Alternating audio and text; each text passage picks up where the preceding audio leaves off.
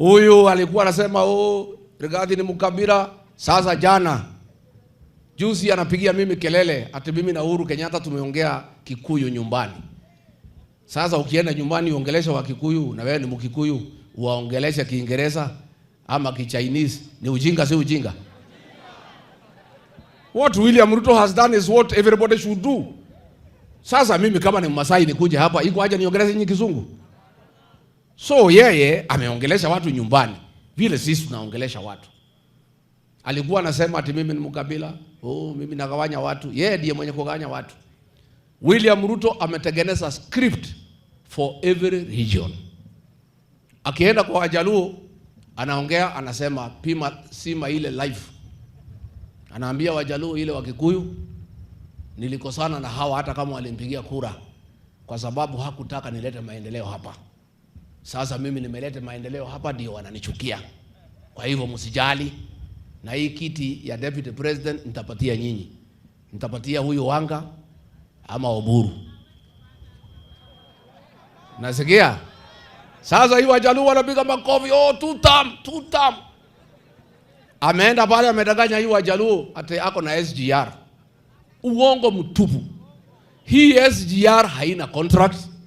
I want to challenge you William Ruto. Wacha kudanganya Wajaluo ati utajenga SGR. Hakuna kitu kama hiyo. Wewe kama ni rais na unaamini utajenga SGR, kesho or Monday publish contract inaonesha date of commencement and date of completion ya hiyo project ya SGR.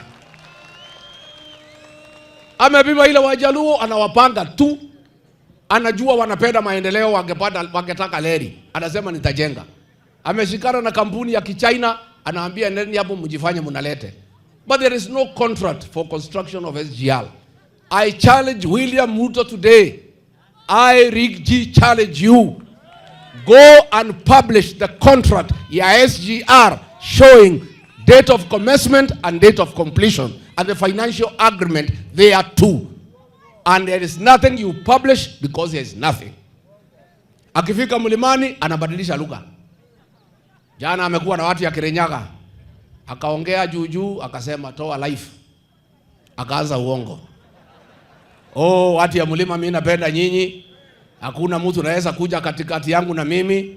Nyinyi na mimi ni kama chana na pete. Hii ni urafiki tumetangaza siku mingi. Hata hii maneno mnaona nikienda kwa Wajaluo ni kuwapanga tu, hakuna kitu nitawapatia. Hii kiti nitapatia Kindeke ama Waiguru ama yule mtaniambia.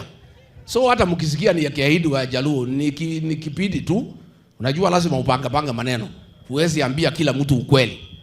Sasa hiyo ndio naambia watu ya Mlima.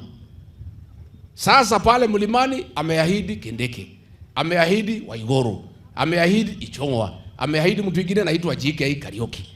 Pale Mlimani ameahidi watu 5. Pale kwa Wajaluo ameahidi 3. Badi, Opiyo Wandayi, Oburu na Wanga. Ameenda Mombasa ameahidi Joho. Unasikia? Sasa anaambia watu pale Mlimani, mimi nawapenda. Hakuna mtu naweza kuja katikati yangu na mimi. Saa hiyo amewachilia pombe inaitwa Chiwawa. Inaua watu pale Kiambu na Murang'a every day. Ile Wakikuyu anawaambia anawapenda. Ametuma pombe sumu ya kumaliza Wakikuyu. Na anafikiria tu watu ni wajinga. Watu wanamwangalia, wanasema William Ruto alitudanganya tukamchagua, anafikiri sisi ni wajinga vile tulikuwa. So William Ruto, stop conmanship. Stop pitting communities against each other.